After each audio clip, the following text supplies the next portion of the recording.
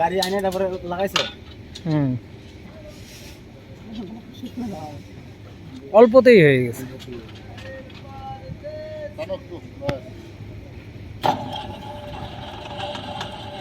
ওই বাইক না মানে স্পিডে কন্ট্রোল ভালো, আমার বাইক আর কি, স্পিডে কন্ট্রোল ভালো, কিন্তু ওই যে অল্পতে যখন দাঁড়াদাঁড়ি করবা তখন যে একটু ডিসব্যালেন্স হয়ে যায়, ব্যাস ওইটা আটকানো মুশকিল।